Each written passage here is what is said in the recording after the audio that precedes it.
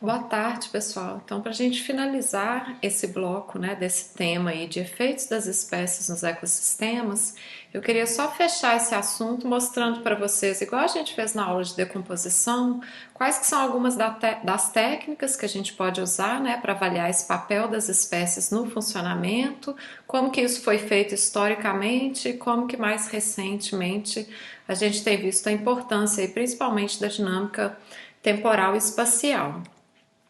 Então, lá no inicinho, né, quando começou essa preocupação de que mudanças na biodiversidade teriam um efeito, né, nesses processos ecossistêmicos, nas funções ecossistêmicas e depois nos serviços ecossistêmicos, houve uma preocupação de como demonstrar, né, cientificamente isso aí. Então, os primeiros experimentos, tá, gente, eles datam mais ou menos da década de 90.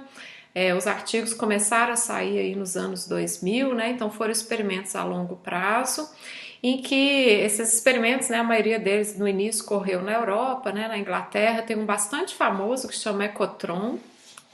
Então, o Ecotron foi uma iniciativa, né, de vários países aí, mas montado na Inglaterra, com o objetivo de variar o número de níveis tróficos nesses macro e mesocosmos, né? Então, os macrocosmos eram estruturas maiores, onde todos os níveis tróficos estavam presentes, mas eles variavam o número de espécies, e cada um desses que vocês estão vendo aqui é uma réplica, né? Então, desses pequenos ecossistemas experimentais. E isso já foi feito como mesocosmos também, então estruturas um pouco menores, né? Então dá para vocês verem aqui uma espécie de planta, onde essas características, né, ambientais eram monitoradas e havia uma variação aí na biodiversidade.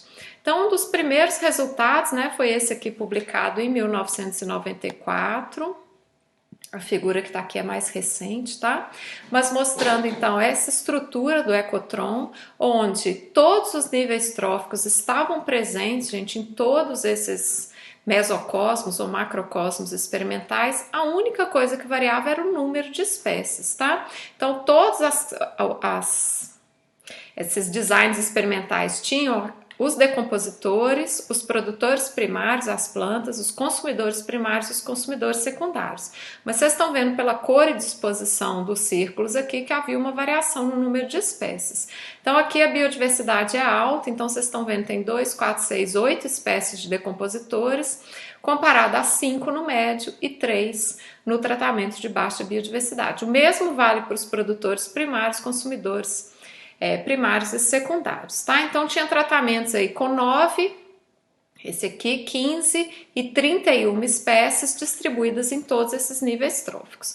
Isso foi acompanhado por um tempo, né? Um experimento bastante caro aí em condições controladas, né? De temperatura, manutenção dos gases atmosféricos, e aí foi medida uma série de parâmetros que avaliavam então o funcionamento dos ecossistemas. Tá? Então vou mostrar aqui só alguns para vocês, né? Esse paper está publicado aí desde 94, é um grande marco aí na história da ecologia, para tentar entender, né, o papel da biodiversidade, aquela sigla BEF, né, que é o papel da biodiversidade no ecosystem functioning, no funcionamento dos ecossistemas. Então, por exemplo, eles mediram ao longo dos dias naqueles tratamentos, tá? Então essas bolinhas, círculos, triângulos aqui representam os tratamentos diferentes. Mediram o fluxo de CO2, a porcentagem de mudança na cobertura e a transmitância, que é como se fosse uma medida da interceptação de luz, tá? Para cada um daqueles tratamentos lá. E a conclusão desse trabalho é que naquelas comunidades com maior diversidade, que chegava a 31 espécies, elas consumiam maior quantidade de CO2, eram mais produtivas em termos de biomassa, né? Ou mudança aí na porcentagem de cobertura, e te faziam maior interceptação da luz, né? Então, um processo aí provavelmente com a fotossíntese mais eficiente, tá? Então isso foi um marco na história da ecologia, porque foi essas primeiras tentativas experimentais de testar aquele modelo que a gente conversou na última aula, que existe uma relação, né, normalmente ou linear positiva ou naquela ideia do rebite entre a diversidade no eixo X e qualquer função ecossistêmica ou medida de função ecossistêmica no eixo Y. E depois disso, vários experimentos se seguiram, tá, gente? Tentei trazer o mais recente aqui, esse aqui é de 2015, já nesse esquema de mesocosmos, né, então variação aí dessas estruturas numa escala um pouco menor, mas onde esses parâmetros podem ser mais controlados. E no caso desse trabalho aqui, né, da Universidade lá da Austrália, foi feita ainda uma manipulação das condições climáticas experimentalmente para simular então as mudanças climáticas globais, né? Então ficou bastante comum também esses experimentos nesses microcosmos ou nesses macrocosmos, onde é manipulado, por exemplo, o CO2 atmosférico, a temperatura, ozônio, radiação ultravioleta e combinações, né, fatoriais aí desses diversos parâmetros. Então, o que esse trabalho mostrou, né, usando esses mesocosmos, avaliando lagartos, né, diversas espécies de algas, é que a gente precisava de voltar o olhar não somente para as espécies que compõem esses mesocosmos, organizadas nas comunidades, né, via interações aí, mas que a gente precisava de dar uma olhada também na teoria ecológica, né, em termos do que a gente espera de dinâmica de populações e dinâmica de comunidades, e incorporar um cenário a mais, que é o cenário das metapopulações e das metacomunidades. Porque nesses experimentos, gente, onde são montados, né, esses mesomicrocosmos, essas câmaras, um dos parâmetros que a gente exclui a possibilidade nessas comunidades, nesses ecossistemas, é a movimentação.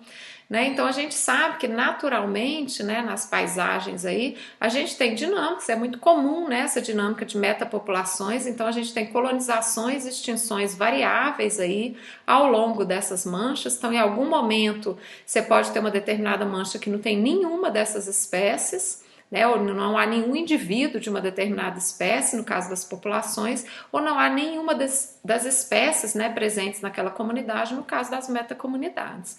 Tá? Então esse artigo aqui de 2015, ele veio para mostrar que nessa ideia de avaliar esses mesocosmos ou microcosmos, a gente precisaria, né, de permitir, por exemplo, que as espécies migrassem, né, como eles estão mostrando aqui, migrassem entre essas unidades experimentais. Tá? Então foi a ideia de voltar para a teoria, né, de ecologia de populações e ecologia de comunidades, levar em consideração que existe plasticidade, né, existe variação aí nesses atributos funcionais, existe a dinâmica de presa e predador. Então se a gente impede, por exemplo, né, que alguns desses organismos se movimentem entre essas unidades amostrais, a gente está, né, interferindo nisso aí numa relação que normalmente aconteceria e que, como vocês já viram, né, tem um efeito inclusive lá na decomposição. Então a gente precisa avaliar não somente os níveis, como o NIM fez, mas a gente precisa, né, de avaliar também essa mudança, tá, espacial e temporal que existe nessas comunidades. E isso vai permitir, por exemplo, que a gente faça previsões melhores sobre o risco de extinção, né, a perda da biodiversidade e qual que é a função, né, desses ecossistemas e como que a estabilidade pode ser alterada, né, por qualquer um desses fatores aqui. Tá? Então um trabalho bem interessante aí também, que amplia, né, um pouco essa escala aí da discussão entre biodiversidade e funcionamento dos ecossistemas. Então isso já foi aparecendo, né, nos trabalhos mais recentes.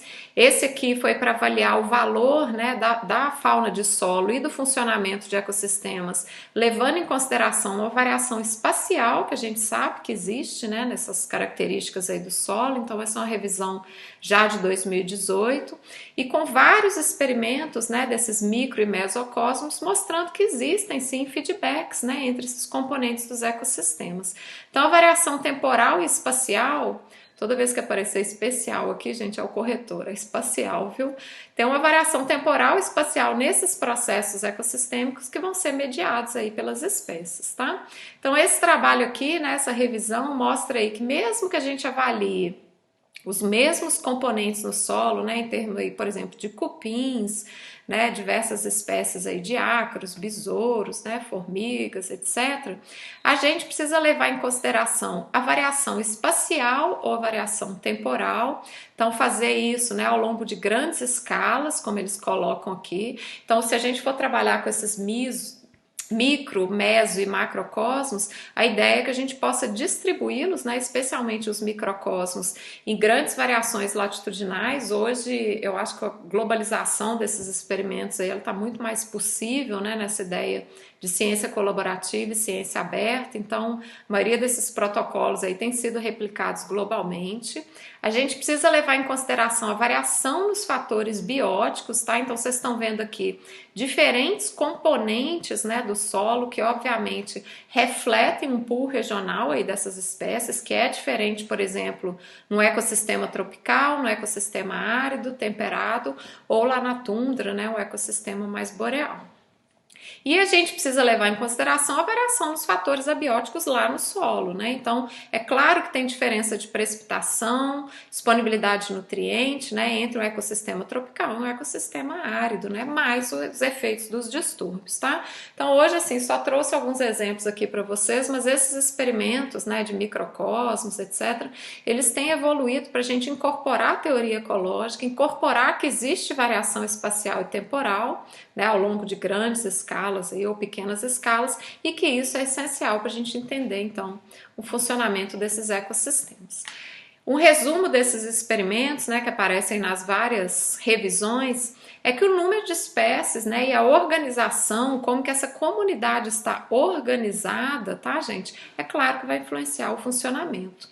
Por quê? Porque existem diferenças nos atributos entre as espécies, então vocês estão vendo aqui, vamos supor que meu eixo de variação seja tamanho, o tamanho de folha, a altura dessas plantas, profundidade das raízes.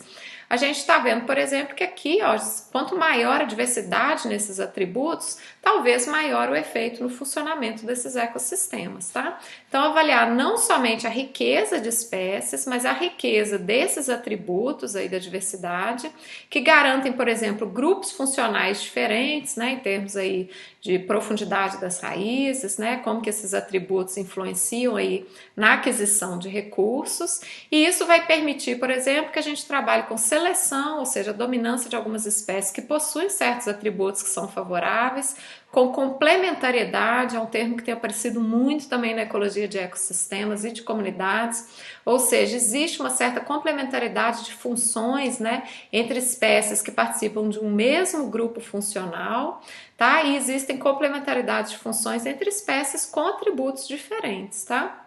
Então a gente precisa avaliar isso tudo para entender o funcionamento dos ecossistemas, que pode ser medido, por exemplo, via produtividade, tá? Então a gente precisa voltar o olhar aí para o nível individual e para a variação, né, no nível individual, por exemplo, via atributos. Então, para finalizar essa parte, gente, qual que é a relação que a gente tem entre riqueza e funcionamento? Bom, depende, né? Como várias das respostas aí em ecologia. O que a gente sabe, né, as revisões mais recentes têm mostrado que existe, né, uma relação normalmente positiva entre riqueza de espécies e índices multifuncionais que medem aqui a produtividade, né, o funcionamento desses ecossistemas por inúmeras variáveis, incluindo, por exemplo, respiração, produtividade, porcentagem de cobertura vegetal, taxa de decomposição, né? Então esses índices combinam, tá? Essas diversas funções aí dos ecossistemas. Mas como vocês podem ver aqui, gente, também tem muita dispersão, muito ruído nesses pontos. O que significa isso? Comunidades que têm uma variação grande na riqueza, por exemplo, pega esse pontinho aqui e esse pontinho aqui. A gente tem uma determinada variação na riqueza de espécies, ó, mas em termos de funcionalidade é relativamente parecido, tá? Pega esse grupo de pontos aqui, ó, é exatamente a mesma riqueza, tá? Vamos focar nessa fileira aqui. É a mesma riqueza, mas com a variação enorme na funcionalidade dos ecossistemas. Ou seja, a conclusão é que existe um padrão normalmente positivo, não necessariamente linear, tá? Mas tem pouca previsibilidade, né? E talvez isso já seja um reflexo, né, nessas mudanças que a gente observa nessas comunidades e que vão refletir nessas mudanças aí no funcionamento, tá? Mas isso é uma pergunta realmente bastante antiga aí na ecologia, porque ela permite a gente fazer previsões, né? E como eu falei com vocês, é um argumento perigoso esse da complementaridade, esse argumento de que, talvez a gente não precise de tantas espécies assim, né? Ou a adição de novas espécies, como é o caso das exóticas, não causa tantas mudanças no funcionamento. Então eu acho que essa figura aqui, para mim, ela levanta, né, o alerta aí de que realmente a gente precisa talvez de estudos em escalas diferentes, né, para a gente conseguir escalas longas, né, de tempo na paisagem aí ao longo desses biomas distribuídos em grandes, né, variações latitudinais aí, para a gente ter uma melhor noção, né, da relação entre diversidade e funcionamento. Então, se a gente olhar, né, o funcionamento dos ecossistemas através desses processos biológicos e geoquímicos que governam, né, como que flui a energia e a matéria, talvez a gente precise olhar, né, para relações que não são lineares, como foi proposto lá na década de 80. Levar em consideração as interações entre as espécies, eu acho que a gente conversou bastante, né, nessas 2 aulas sobre isso, então é essencial saber as interações tanto positivas quanto negativas entre essas espécies para entender se de fato existe complementaridade, né? O que significa isso? Que algumas espécies desempenham a mesma função, né? Elas têm papéis complementares. Então, para resolver um pouco disso, né, essa ideia aí entre a relação entre biodiversidade e funcionamento, né, a gente precisa realmente melhorar um pouco a escala e entender, como está mostrado aqui, as interações entre essas diversas espécies que compõem as comunidades.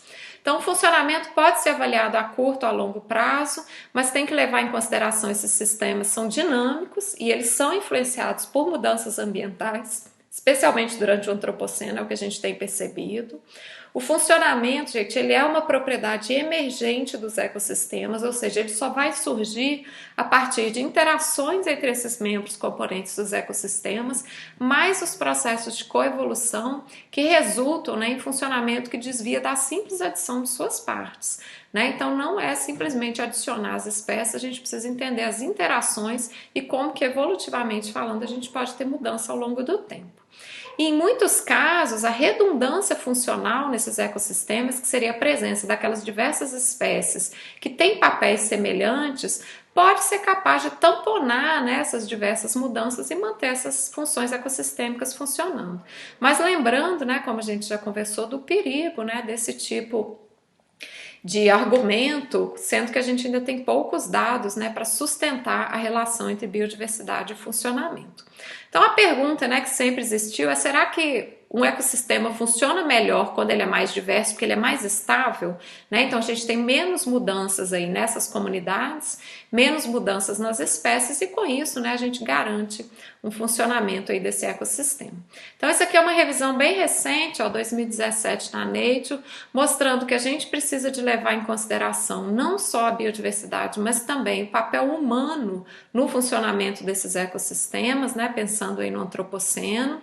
Então a gente tem uma série de drivers aí antropogênicos que vão influenciar tanto a biodiversidade e indiretamente o funcionamento dos ecossistemas, mas a biodiversidade influencia diretamente esse funcionamento.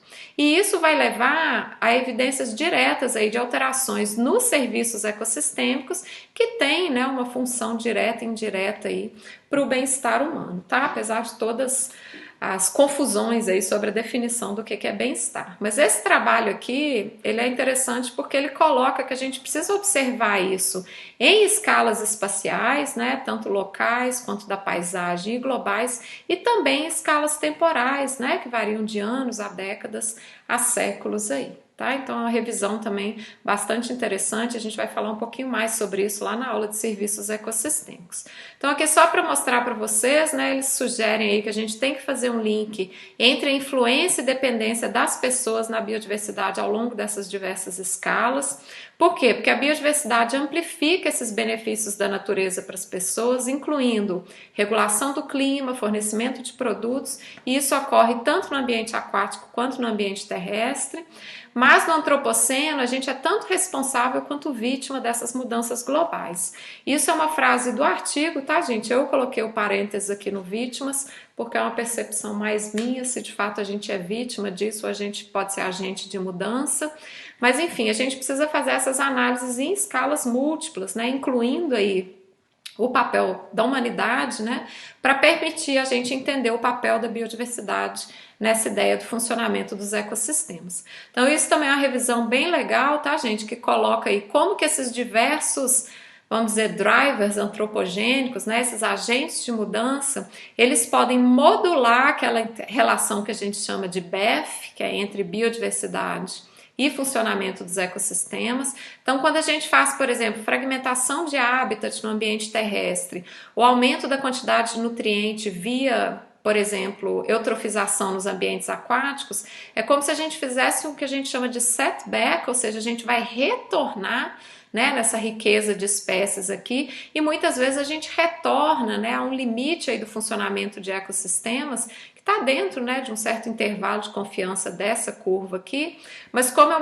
mostrei para vocês, por muitas vezes, né, a gente vai atingir aquele tipping point, né, ou aquele ponto de mudança do ecossistema onde isso ele passa a ser irreversível, tá? Então a gente precisa de considerar, né, eles colocam aqui invasão de espécies, fragmentação de hábitats, como que isso vai ter influência direta, como vocês viram na aula de decomposição, né? A riqueza de espécies influencia diretamente a produtividade, mas algumas espécies, né, são favorecidas, a gente pode ter invasão de outras espécies, então eles colocam isso aí de forma bem clara.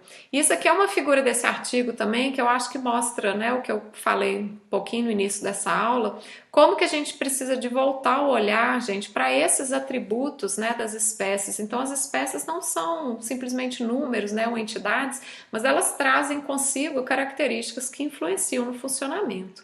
Tá? Então esse aqui é um exemplo hipotético onde eles têm a variação nos atributos das espécies, a variação temporal, por exemplo, numa determinada característica do ecossistema, no caso aqui eles usam umidade do solo, e a variação espacial, né, por exemplo, dessa umidade do solo. Aqui está tampando, gente, mas vermelho é um solo mais seco e azul representa um solo mais úmido, tá? O que esse trabalho sugere, né, como modelo hipotético? Cada linha dessa que vocês estão vendo aqui representa uma espécie e a coloração diferente está associada a uma maior ou um melhor, vamos dizer assim, um ótimo de desenvolvimento em solo mais úmido, representado por azul, e em solo mais seco, representado por vermelho, tá?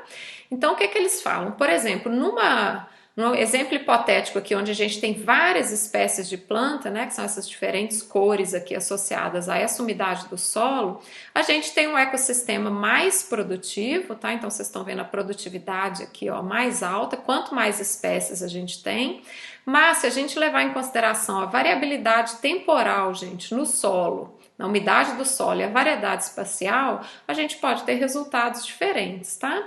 Então, por exemplo, à medida que a gente tem uma mudança na umidade do solo com tempo ou com espaço, a gente pode ter cenários diferentes aqui em termos de produtividade, né? Então, o que eles sugerem, por exemplo? Que as comunidades, vamos supor que a gente tem uma mudança, né, de umidade no solo ao longo do tempo e do espaço, e agora as comunidades, né, vão ser dominadas por diferentes espécies. Então, nesses casos, ó, comunidades que são dominadas por duas espécies que são bastante diferentes, que são essas aqui, ó, uma que tem tolerância, né, ou tem um ótimo, vamos dizer assim, num solo mais seco, e essa aqui que tem tolerância num solo mais úmido, talvez seja onde a gente veja a maior produtividade. Mas se a gente tem espécies que se complementam, né, tem uma parte do nicho aqui onde a gente tem sobreposição, quando a gente tem essa mudança na umidade do solo, ou temporal ou espacial, a gente vai ver uma queda, né, geral aí da produtividade, tá? Então, de novo, um trabalho bem interessante que mostra como que a gente precisa, né, de levar em consideração a variabilidade que existe nesses atributos, trabalhar com a distribuição de nicho e amplitude de nicho dessas espécies, mais o fato de que esses ecossistemas são dinâmicos, né? Tanto em termos temporais quanto espaciais. A gente vai voltar, a gente vai ter uma aula só para isso, né? Dinâmica temporal dos ecossistemas, um pouquinho de sucessão, resistência, resiliência desses ecossistemas, mas é só para vocês manterem na cabeça aí, né? Como eu estou falando da importância das espécies nos ecossistemas e como que a gente mede isso, uma das ideias é que a gente possa medir, né, a variação desses atributos funcionais também, tá? Vai permitir a gente um melhor entendimento da relação entre diversidade e funcionamento dos ecossistemas. Então, para fechar, gente, né, esse tema aí dessa aula 7, diversidade, estabilidade e funcionamento de ecossistemas sempre foi um tema bastante debatido na ecologia. A gente começou a prestar mais atenção nisso, porque a gente sabe que o funcionamento dos ecossistemas influencia nos serviços ecossistêmicos, e isso é interessante, né, de certa forma, aí, se a gente pensar para a humanidade, porque as espécies desempenham esses papéis essenciais no funcionamento e grande parte desse funcionamento vai ser retornado em termos de serviços ecossistêmicos, então tem vários listados aqui, ó, que vão então trazer, né, bem-estar aí para a humanidade. Então, se a gente pensar numa função, né, das espécies aí, que é a alimentação, a busca de alimento, num processo, né, ecossistêmico, numa função de alimentação e que gera um serviço ecossistêmico da polinização, a gente garante, por exemplo, segurança alimentar, né? Se a gente pensar em termos da quantidade de plantas aí que dependem desses polinizadores, então, para a produtividade, tá? Então, perdas locais e globais na riqueza de espécies, é claro que elas vão ameaçar essa estabilidade dos ecossistemas, tá? Isso não está em discussão. Né, como eu falei para vocês, o que a gente precisa entender é se existe complementaridade, né, quais grupos funcionais têm uma maior vantagem, vamos dizer assim, em cenários de mudanças climáticas globais, mas a gente entende, né, o papel das espécies e da biodiversidade para esse funcionamento íntegro aí dos ecossistemas. Então hoje a gente tem trabalhado muito com esse funcionamento, pensando, né, no antropoceno e nessa era da extinção. A gente não conhece todas as espécies, né, então a gente tem aproximadamente 1,5 milhão de espécies descritas. Para uma determinada espécie acontecer em determinado lugar, gente, ela precisa passar pelo filtro. Isso é ecologia de comunidades, mas a gente sabe que influencia o funcionamento dos ecossistemas. Então a gente vai ter processos que ocorrem a níveis populacionais e a níveis das comunidades, mas que, claro, vão influenciar nessas funções ecossistêmicas, tá? Então aqui tem 3 comunidades diferentes sendo representadas, né? Uma de uma área mais florestal, de uma área mais savânica e uma comunidade marinha. Então a gente sabe que para as espécies chegarem lá, elas passaram por esse filtro ambiental, mas o que a gente tem feito, né, a gente tem adicionado alguns outros filtros aí por conta dessas mudanças antrópicas, simplificando muitas vezes essas comunidades, então passando de uma comunidade íntegra, né, que tem uma diversidade funcional aí em termos de dispersores, polinizadores, decompositores, para ecossistemas muito simplificados, né, como vocês estão vendo aqui. O mesmo vale lá para os ambientes savânicos e o mesmo vale lá para os ambientes marinhos, né? Então, trabalhar com o funcionamento dos ecossistemas na era da extinção é um desafio, né? Porque a gente vem toda uma base, principalmente de ecologia de populações e comunidades, para entender como que as espécies se organizam, qual que é o papel dessas espécies, né, nas comunidades e nos ecossistemas, mas a gente tem vivido, né, períodos aí de grandes mudanças. Então, muita coisa já tem sido feita em relação à defaunação, como eu mostrei para vocês, né, nos diversos ambientes, no ambiente marinho, né, quem são esses principais governantes aí dessas mudanças, né, e como que isso vai influenciar nos serviços ecossistêmicos. Então, eu espero que tenha ficado claro para vocês, gente, que existe um elo entre a biodiversidade e o funcionamento dos ecossistemas. A gente precisa estudar esse elo considerando os ciclos biogeoquímicos, que é isso que está sendo mostrado aqui, as redes tróficas, então as espécies não são elementos soltos, né, nessas comunidades e ecossistemas, elas estão associadas, ó, por diversos caminhos, né, que incluem os decompositores, consumidores primários e secundários, espécies com atributos diferentes. A gente precisa entender a força das interações, tanto diretas quanto indiretas. Importantíssimo entender a abundância dos organismos. Então eu falei para vocês daquelas espécies comuns, né, que a gente chama de espécies fundação, espécies fundadoras nos ecossistemas, né, diversas espécies de plantas, mesmo que não passe por interações tróficas, pela abundância delas em si, elas já governam diversos desses processos, né, e diversas dessas funções ecossistêmicas, incluindo fotossíntese, respiração e decomposição. Então a gente precisa entender o papel das espécies nos ecossistemas para poder entender sobre complementaridade, redundância, né, e desempenho aí dessas diversas funções e quais que são os riscos de extinção associados a cada um desses ecossistemas e como, né, que a gente pode aí, através de medidas, como eu falei para vocês, manipulação da biodiversidade, manipulação da engenharia ecológica, a gente conseguir mitigar alguns desses efeitos aí. Tá bom? Então, nas próximas aulas a gente vai conversar um pouco mais sobre isso.